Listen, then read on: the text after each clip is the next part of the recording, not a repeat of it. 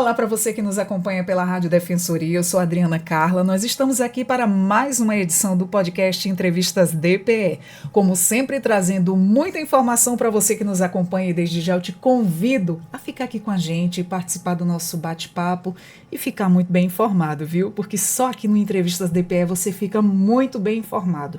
Hoje nós vamos falar do grupo que celebra 26 anos de atuação aqui em Boa Vista e a gente vai trazer aí todas essas informações para você que está aí ligadinho com a gente. Nós vamos falar da saúde e dos direitos humanos. Então é muito bom conhecer sobre os nossos direitos, né? Então fica ligado porque eu já estou aqui com a nossa convidada e estou aqui com a Sandra dos Santos, instituidora do Grupo Sabá. Vai trazer muitas informações boas para a gente. Sandra, seja muito bem-vinda ao nosso podcast Entrevistas DPE. Obrigada, eu agradeço muito pelo convite e pela oportunidade de estar aqui nessa importante emissora. Obrigada, primeiramente, você ter aceito o nosso convite, ter disponibilizado seu tempo para estar aqui passando essas informações para a gente. Mas, primeiramente, o ativismo social, muitas vezes, ele nasce de experiências pessoais, né? Necessidade de mudar a realidade. No caso do Grupo Sabá, há uma história de resistência, solidariedade e acolhimento. Como é que surgiu a ideia de criar o Grupo Sabá e qual foi aí o principal motivo por trás desse movimento? Então, é importante que as pessoas saibam que o Grupo Sabá inicialmente era a Associação de Luta pela Vida, nasceu com esse nome. Antes de virar uma instituição, um grupo de pessoas visitava o hospital, pessoas vivendo com HIV, visitava outras pessoas vivendo com HIV dentro do hospital. Na década de 90, para quem é bem jovem agora não tem ideia de como é que foi essa época, mas as pessoas eram abandonadas no hospital. Então a gente teve um grupo de pessoas que fazia isso. Inicialmente, antes de fazer parte desse grupo, um amigo meu adoeceu, um grande amigo meu, que era considerado como um irmão, tio, quase que um pai. Ele faleceu em decorrência da AIDS. Então, eu tive essa experiência, esse contato. E lá eu vi que tinha algumas pessoas que ficavam abandonadas. Então, eu cuidava do meu amigo, que a família também não estava presente, só era eu que cuidava dele, e algumas outras amizades que davam apoio. E, em seguida, comecei a conhecer outras pessoas que desenvolviam esse trabalho. E a partir daí é que nasce a entidade com o intuito de apoiar as pessoas vivendo com HIV e AIDS e também defender estas pessoas, porque o estigma, o preconceito, a discriminação eram muito grandes. Ainda existe, mas na época era muito grande. Era muito maior. Eu me recordo ainda, na época da minha adolescência, logo que surgiu a AIDS, pessoas famosas que estavam morrendo pela AIDS, né? Tinha muita gente que quando você chegava ali ao conhecimento, principalmente quem morava em cidade pequena, que todo mundo ficava sabendo de tudo. E aí as pessoas não chegavam nem perto. Era aquele preconceito horrível. Devido à desinformação. Algumas pessoas achavam que um mosquito podia transmitir. Houve algum problema com... Aconteceu algum problema? Não. Acho que vai ter que cortar. Na época, as pessoas... e ainda tem gente que pergunta, por exemplo, faz uns 2 meses, uma pessoa que estava no sistema penitenciário estava muito assustada porque dentro da ala tinha uma pessoa vivendo com HIV. E ela acreditava que o mosquito podia fazer a transmissão. Aí eu, conversando com ela, esclareci que não tem a menor possibilidade de um mosquito fazer a transmissão. Imagine há 20, 30 anos atrás, como era o pensamento das pessoas, porque não tinha muita informação em relação ao HIV e AIDS. As pessoas também separavam os pratos, os talheres. Então, a morte social da pessoa que se declarava com HIV ou com AIDS era de imediata. As pessoas simplesmente se afastavam.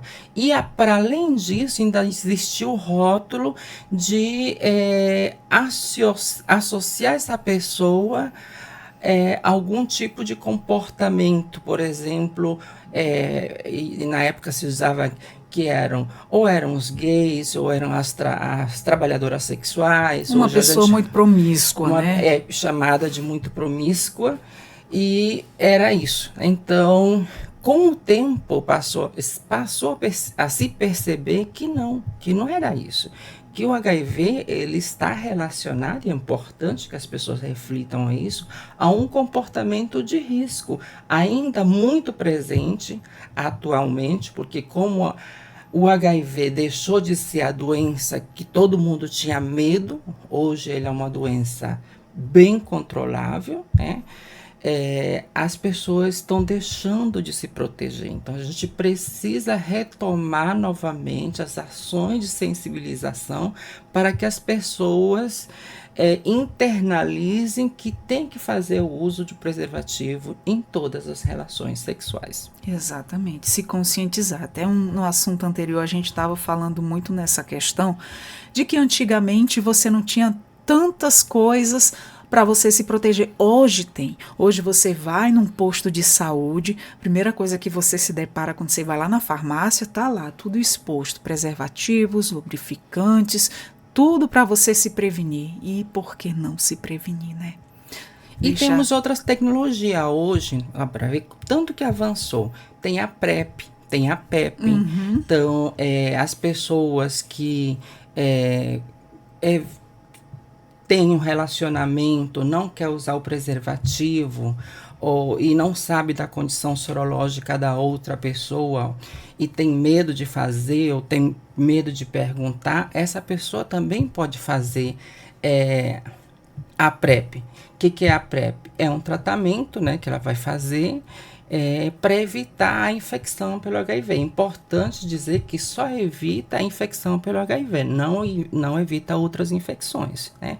Aí nós temos o HPV, que é muito comum na sociedade. Nós temos a herpes genital, que é muito comum, a gonorreia e a sífilis, que são as que predominam aqui no estado de Roraima. No caso da PrEP e da PEP, é importante enfatizar que ela só protege contra o vírus do HIV. Exatamente. É isso? Mas você está, se não se prevenir, você está suscetível às outras doenças DSTs também, né? Exatamente. E falando em Sabá, o nome Sabá, ele tem um significado simbólico e forte, né?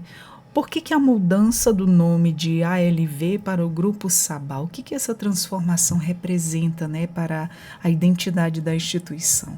Então, nós temos uma nova roupagem na identidade visual da organização, considerando que as nossas demandas atuais são outras. Então, a organização ampliou as suas ações. Em vez de focar somente pessoas vivendo com HIV e AIDS, a gente está trabalhando com pessoas em situação de vulnerabilidade social. E aí a gente atende muito, tivemos o problema da migração, uma época que foi muito intensa. Todas as organizações que fazem trabalhos sociais ficaram saturadas de demanda, né? E com o Grupo Sabá foi a mesma coisa. Então a gente disse, vamos dar uma nova roupagem para a instituição e um nome que simboliza prosperidade, solidariedade, acolhimento. E aí surgiu a Rainha de Sabá, né? Que é um nome bíblico, é uma rainha que em sua época o seu império foi muito próspero. E também a minha mãe, nome Sabá, porque ela também acolhia os brasileiros imigrantes na Venezuela. Olha, bem representado, né? E ao longo dos anos, né, o grupo ele passou por diversos desafios para manter aí as suas ações ativas. Quais foram aí as maiores dificuldades enfrentadas, né, nesses 26 anos de trajetória e o que permitiu que o projeto se mantivesse firme até hoje? Manter uma organização da sociedade civil, qualquer entidade que seja, é muito difícil, não é fácil, é desafiador, exige uma determinada qualificação que eu creio que as pessoas que estão na gerência, na gestão das organizações precisam buscar, porque não é fácil. Captar recurso se tornou cada vez mais difícil, então você precisa ter gente qualificada para elaborar projeto, para buscar recurso. E localmente as pessoas, o setor empresariado que fazia a doação, eles ficaram saturados com determinadas demandas, né? E o Grupo Sabá passou a ficar em segundo plano, né? A gente teve parcerias aí, a gente recebia frutas, verduras, e essas eram filas grandes para a gente atender. E hoje a gente está com uma limitação, né? Atendendo sob demanda e quando a gente consegue dar o apoio necessário. As nossas rondas de prevenção, elas acontecem, e hoje nós estamos iniciando um projeto que é de um termo de fomento com o Ministério da Saúde, e para trabalhar a questão da violência de gênero, a equidade de gênero, o assédio moral e sexual dentro do ambiente de trabalho. Esse daí é um dos principais problemas que o estado de Roraima vem vivendo. Acontece muito, né? Infelizmente. Sandra tem uma trajetória marcada também, né, pela luta de defesa dos direitos humanos e pela promoção da igualdade. Como é que essa visão de ativista e educadora influenciou aí a forma de conduzir o Grupo Sabá? Ser uma mulher trans, ser mulher já te coloca numa posição na sociedade machista de hoje de ser subalterna. Então, quando você assume uma determinada liderança, ela se torna muito desafiadora, e às vezes você tem que se armar de algumas ferramentas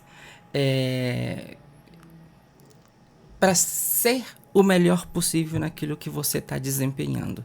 Então, não é fácil conduzir, mas eu procuro me qualificar, me preparar e dar o meu melhor possível naquilo que eu faço. Muito bem.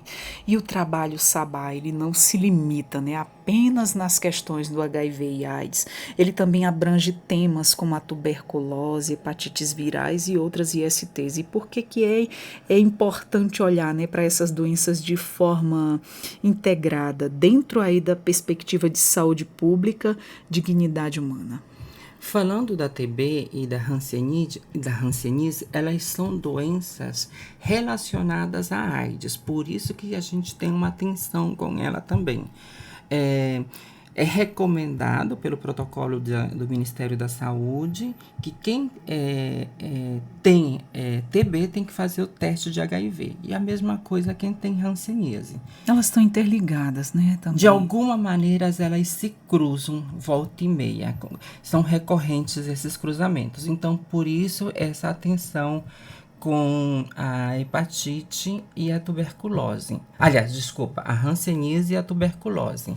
A hepatite ela é uma das doenças mais tropicais, né? Então a gente precisa estar trabalhando para que as pessoas tenham cuidados, né? A transmissão dela é muito fácil, mas graças a Deus a gente não tem um número tão expressivo de pessoas com hepatite no estado. O Sabá ele é reconhecido pelo seu papel no acolhimento, né, e no apoio psicossocial de pessoas em situação em vulnerabilidade. Na prática, como é que funciona esse processo de acolhimento e o que mais marca, Sandra, nessas experiências? Tá. Tudo depende do público que você está atendendo. Quando é um caso de violência, que volta e meia a gente recebe, aí você tem que fazer a escutativa. E eu sempre oriento as pessoas, os voluntários, que a gente precisa se desarmar totalmente e ficar apenas para ouvir a pessoa, né? Ouvir seu relato, acolher ela, que ela se sinta abraçada, né? E não julgada. No caso de violência, a gente ainda precisa que o aparato estatal ele se prepare melhor para o acolhimento das pessoas vítimas e crianças vítimas de violência, né? Para que elas não sejam revitimizadas pelo Estado. Então, a gente faz esse trabalho de acolhimento, de sigilo total e de encaminhamento. No caso das pessoas em situação de rua, a depender dos casos, a gente conversa, a gente orienta, elenca ali quais são os caminhos que ele pode percorrer para dar de acordo à necessidade da pessoa, porque cada um apresenta uma demanda. O que tem muito sucesso nas nossas ações é quando a gente leva sabão junto com a nossa ação de prevenção, as IST. Então, o sabão, ele é digamos assim, o atrativo, né? As pessoas, quem está em situação de rua, procura bastante sabão. E a gente tem recebido poucas doações de sabão, mas é uma demanda bem grande. E a gente sabe que é imprescindível, né? Para a higiene, pelo menos para o básico da higiene. Para o mínimo do mínimo da dignidade. Com toda certeza. Sandra, acredita que o fortalecimento das mulheres no SUS, né, também ele contribui para uma saúde mais humanizada e inclusiva? A atuação do Sabá vai além da saúde, né? Envolve também o enfrentamento à violência, né, de gêneros e também a promoção de direitos, né? Isso.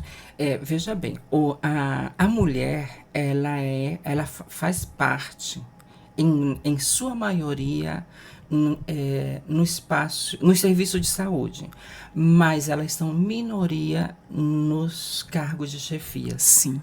Né?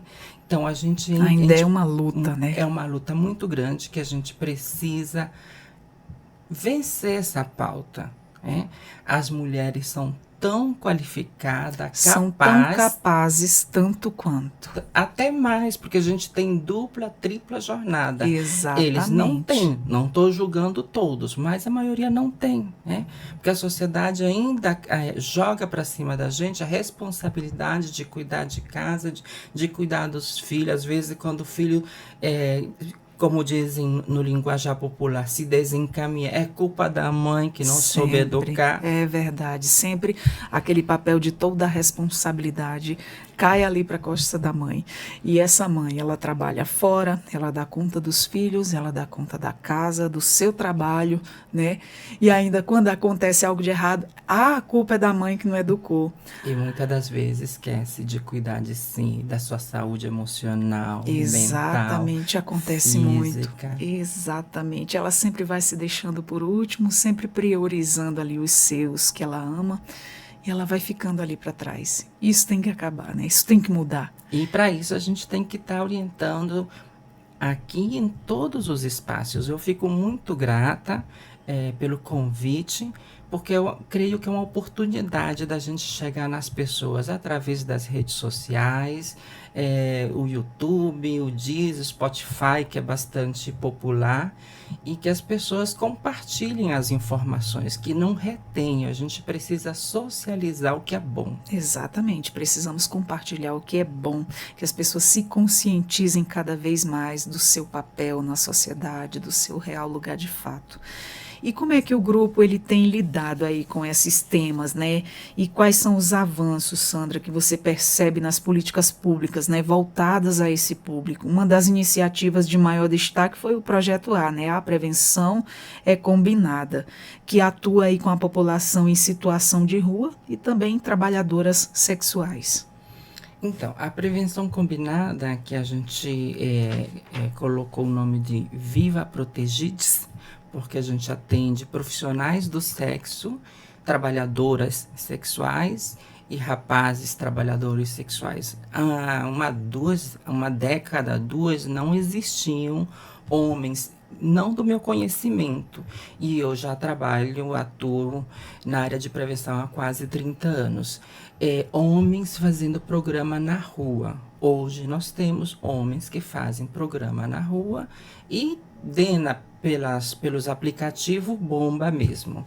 Nesses a gente ainda não conseguiu chegar. A gente precisa criar uma estratégia para chegar nesses aplicativos para fazer as ações de prevenção. Trabalho de prevenção, né? Então, o programa Viva Protegidos, a gente atende as pessoas que estão em situação de rua, que a gente leva o sabão quando tem, leva o álcool gel também quando tem, o preservativo a gente recebe do Estado, o gel lubrificante quando a gente recebe do Estado, a gente distribui também. Então, faz a ronda ali pela rodoviária, vai pelo Caimbé e desce pela Taíde Teve. Quando a gente tem disponibilidade, disposição física, porque já é tarde da noite, a gente faz a que fica no Raiar do Sol, aquela avenida principal ali próximo da Casa Lira, que também acaba que tem algumas meninas que ficam trabalhando por ali. É muito importante a gente conversar sobre isso, saber que trabalhos como esse, pessoas como você, outros voluntários e outras pessoas trabalham dessa forma, ajudando as pessoas. Isso é muito importante, saber que um trabalho como esse acontece, é um trabalho de humanização, de informação e de prevenção. Isso é muito bom. Mas às vezes a gente fica sem conseguir fazer a ronda porque não tem o combustível. E tudo isso tem suas dificuldades também, do combustível. né? Então, se alguém quiser fazer parceria conosco para nos ajudar e colaborar com a gente na questão do combustível, já vai ser uma grande Como é que faz valia. para chegar até você? Como é que está no teu Instagram? Qual é teu telefone? Se você quiser falar aqui, já para quem quiser ajudar, porque um trabalho como esse é um trabalho muito minucioso, é um trabalho que poucas pessoas se disponibilizam a fazer. Então é importante ajudar quem está à frente de um trabalho como esse. Então, assim, se você quiser ajudar a Sandra e quem mais está com ela nessa caminhada, a ajudar os outros, né? Então, o Grupo Sabá tem Instagram, tem Face. Como é que tá lá no Grupo Sabá? É @Grupo Sabá. Facinho. Facinho Facinho de pode achar. procurar o site que ainda está em processo de construção, que é gruposabá.org. E aí lá também já tem o direcionamento para as redes sociais. Maravilha. Indo lá no direct, você já responde. Ou Sim, você sim. ou alguém, você pessoalmente. Ou eu ou alguém responde. Maravilha. Então, quer ajudar, já sabe o caminho, né? Quem quiser ser voluntário, também estamos precisando tá de feito o voluntários. convite. Pessoas da área jurídica, pessoas da área do serviço social, pessoas da área de psicologia, estágio. A gente está super aberto porque a demanda é muito grande e a nossa equipe não dá conta. Olha só, feito o convite, viu? Quer se voluntariar, tá feito o convite, vamos ajudar. Então, Sandra, o que mais sensibiliza, né, nesse trabalho de campo e que histórias mais marcaram a sua trajetória, né? As ações do Sabá também alcançaram aí os municípios no interior de Roraima, Pacaraima, Caracaraí, Rorainópolis. Dentre aí todas essas ações que você já fez, uma assim especial que te sensibilizou. Eu sei que foram várias histórias, eu sei que você deve conhecer muitas histórias, já deve ter visto muita coisa, mas de uma delas que sim marcou tua vida. São muito sensíveis, porque são casos de violência. Nossa. Contra a criança. Essa dói, né? Dói bastante. Nossa, né? gente, e aí não tem como esquecer e se eu contar, vou começar a chorar. E também na crise, no boom da crise migratória, muitas crianças dormindo no chão. É de cortar o coração. Então, chegar em alguma barraquinha de plástico, bem pequenininha, acho que não dá um a por vida um. Em e total tinha insalubridade, 5, né? 6 pessoas, aliás, 2 adultos, 3, 4 crianças. Então, era realmente muito, muito, muito impactante. O que ainda me impacta bastante, e eu entendo, as pessoas que me procuram, que falam da sua condição sorológica, saibam que fica em total anonimato. Isso é uma regra. Claro. É uma regra que é a espinha dorsal da organização. É ética, né? E a gente ter esse sigilo com aquilo que a pessoa vem... ela vem procurando alguém que ouça ela e ela que ela expõe confie, sua verdade, né, Sandra? E não quer ser julgada e também não quer ser exposta. Então, porque infelizmente até hoje isso existe, né? O preconceito, todas essas questões. E assim, quando eles se abrem, né, e você consegue adquirir a confiança daquela pessoa, então ali é o sigilo total pelo respeito à pessoa, né? E o que me choca ainda muito, porque algumas pessoas com HIV não fazem o tratamento por medo de represárias, de que julgamentos. alguém exponha elas, porque só existe alguns.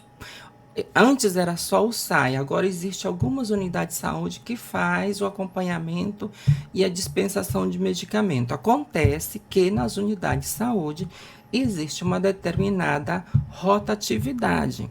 E quando essa rotatividade acontece, esse serviço fica suspenso, né? Então, isso daí é um ponto sensível que precisa ser trabalhado. E essa é a minha grande preocupação, porque hoje não tem razão nenhuma para uma pessoa morrer em decorrência da AIDS. Porque se você hoje tem carga viral indetectável, você faz seu tratamento direitinho, tem carga viral indetectável, você nem transmite o HIV. Isso, olha o tanto que a gente já avançou. Você faz seu tratamento direitinho, zerou carga viral, você não transmite HIV. Então, a gente já rompe ali uma barreira de transmissão. Quem faz o uso correto do tratamento. Outra, as mães que fazem o pré-natal, é importantíssimo fazer o pré-natal desde o início, porque se tiver com HIV, faz o acompanhamento direitinho e essa criança, ela vai nascer sem HIV, ela pode nascer com anticorpos, mas aí faz o acompanhamento e essa criança, as possibilidades dela não ter o HIV é 99%. Né? Ou mais, é só fazer o tratamento direitinho. Então, hoje a tecnologia, ela está muito, a ciência, a tecnologia, os serviços estão aí disponíveis. Em qualquer unidade de saúde que você for, e até determinados lugares, pousadas, etc., eles recebem preservativo para que a pessoa que for ali fazer uso, ter uma relação sexual, possa fazer o uso, ter essa relação sexual de maneira segura, gostosa, claro, mas de maneira segura. Claro, com certeza. E você abordou um tema muito importante, que é essa questão da pessoa não buscar ajuda, não buscar o tratamento, por medo que a sua condição seja espalhada. E uma coisa que a gente tem que ter é ética profissional. Se você está ali no seu estabelecimento prestando uma conduta onde você possa expor a pessoa e a pessoa não quer de forma alguma que alguém saiba, porque infelizmente hoje o preconceito ainda existe. A gente sabe que antigamente era bem pior. Né? Hoje já tem mais tratamento, já tem mais forma de prevenção, então assim, mas a gente sabe que infelizmente hoje ainda existe. Então vamos ter ética profissional, né? E ter empatia e se colocar no lugar. E se fosse eu, você gostaria que o seu nome fosse espalhado? Olha, fulano tem aquela doença. Isso não é legal, né, gente? Isso não é bacana de jeito feio, nenhum. Né? Erra feio e a pessoa, muitas vezes, ela perde a vida por não querer se expor. E isso não se faz com ninguém. Então fica a dica, né? Fica a dica. E muito importante você ter falado sobre isso. Quem está dentro, à frente, né, dessa situação, vivenciando ali, frente a frente, com toda essa problemática, como você está, como os grupos ativistas, pessoas que estão ali ajudando uns aos outros, realmente vivenciam na pele. Né? E é muito importante você trazer isso para o conhecimento do público, para as pessoas saberem quão dificuldades elas enfrentam. A gente mesmo nessa mesa de conversa, a gente não sabe ali ao pé da letra de tudo, mas o pouco que souber o básico, inclusive nessa questão que você trouxe, que eu achei super importante, saber que isso acontece e que não é fácil. Pessoas perdendo vida por falta de buscar um tratamento porque alguém não soube ficar calado, né? Simplesmente ter ali sua ética profissional. Então, Eu queria saber de você como é que esses serviços, né, na reconstrução da autonomia das pessoas atendidas, o trabalho de enfrentamento às desigualdades raciais e de gênero e de classe social também está muito presente aí nas ações do grupo. Veja bem, nós temos ainda uma barreira que precisa ser quebrada, que é você levar ações de prevenção ou então formar multiplicadores indígenas para trabalhar a prevenção dentro das comunidades indígenas, né? Então, isso é uma barreira que a gente tem. Precisamos procurar alternativas. Aí e quando eu falo precisamos, isso daqui também é um chamado do poder público para se pensar. Então, existe um processo de diálogo, mas ele é muito lento, porque é você entrar dentro de uma cultura, né? Então, isso vai sendo feito paulatinamente e vamos ver. Mas eu creio que nesse exato momento é uma barreira que a gente ainda precisa vencer. Nós temos ali também a importância de sensibilizar todos os profissionais de saúde e a população como um todo a respeito da xenofobia. A xenofobia, ela é muito forte dentro do nosso estado. Existe um rótulo e, infelizmente, alguns meios de comunicação e alguns comunicadores reforçam essa xenofobia, esse estigma em cima dos imigrantes, especialmente os venezuelanos. É importante a gente dizer que existem muitas pessoas venezuelanas qualificadas, trabalhando, ajudando a desenvolver esse estado. E a troca de cultura, ela é benéfica, ela não é nociva. Então, a gente precisa aprender a acolher mais. Algumas pessoas dizem assim, que os venezuelanos estão tirando o emprego. Eu me lembro que quando foi feito o primeiro concurso público, existia uma revolta das pessoas que estavam no serviço público há muito tempo, porque diziam que os concursados estavam tirando o emprego delas. Então, assim, o mercado ele é competitivo e você precisa se qualificar. Por um outro lado, eu vejo que o setor empresarial, não todos, é um pouco oportunista. Então, a mão de obra se barateou. Quem está passando fome, ele quer um prato de comida e trabalha por qualquer valor e em qualquer condições. Então, a gente precisa que os atores, as autoridades competentes, eles monitorem e fiscalizem cada vez mais. Eu acho injusto, conheço vários imigrantes trabalhando por um salário mínimo com uma carga horária de quase 12 horas de trabalho. Então, isso são são pontos sensíveis que precisam ser vistos. Se por um lado as pessoas falam mal dos imigrantes, né, a gente precisa também trazer para a mesa o que está sendo feito com os venezuelanos, a exploração da mão de obra, né? E de uma forma, além de explorar, pagar e pagar mal, né? Bem recente, a gente tem uma tona de uma empresa que demitiu centenas de pessoas e não pagou nada. Então, deu um calote. Então, a gente precisa que o Ministério do Trabalho ele seja mais atuante nesse sentido de que a gente possa acolher as pessoas, mas não explorando elas, né? É uma coisa. Outra coisa é o trabalho escravo, que infelizmente ainda existe. Algumas pessoas com aquela mentalidade de antigamente, que pegava a filha de fulano para levar para a cidade para estudar, e se ela virava doméstica da casa, Tem algumas pessoas que dizem assim, não, Isso é tão arcaico, né? Eu vou te ajudar, eu vou te levar para o meu sítio, aí põe a pessoa para trabalhar por um prato de comida. Isso é como se o ser humano estivesse regredindo, né, gente? Isso é triste. Infelizmente. São casos que me tocam, que São me casos à impactam. parte, mas infelizmente que ainda acontece, né? E Triste. Que revolta. Revolta, sim, é triste, viu? Quando a gente se depara com uma situação dessa e conhece histórias como essa, não é bacana, não. Eu queria saber de você, pessoas que se identificam, né, com o trabalho do quem precisa de apoio, né, e seja em saúde, documentação, alimentação ou acolhimento, como é que faz para procurar o Grupo Sabá e ter aí acesso aos serviços oferecidos?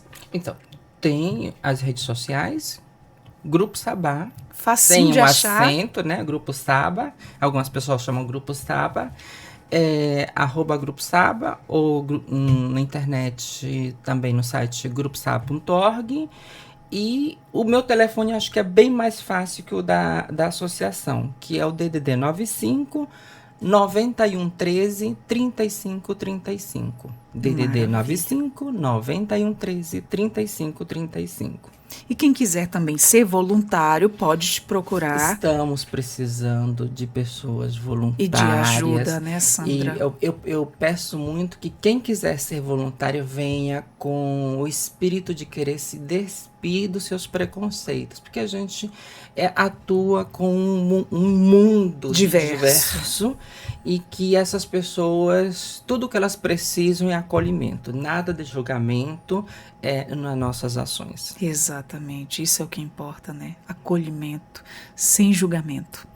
Isso é muito bom. Parabéns pelo teu trabalho. Deus abençoe a tua jornada. Amém. E que venham mais ajudas e parceiros para contribuir com a sua jornada, a sua caminhada. Bom, nós conversamos com Sandra Santos, né, instituidora do Grupo Sabá, que vem aí atuando, né, há mais de 26 anos na atuação da saúde e nos direitos humanos. Você que quer contribuir, já segue lá nas redes sociais, tá bem facinho, @Saba, S-A-B-A, sem o acento no A. Grupo Sabá. Grupo Sabá, né? Isso. Tem o grupo na frente, então tá. Então, gostou da informação? Conhece alguém que se identifica com essa nossa conversa? Compartilhe essa informação, você vai estar ajudando alguém. Você nos encontra no YouTube, no Deezer, no Spotify. Fica aqui nossos agradecimentos, Sandra.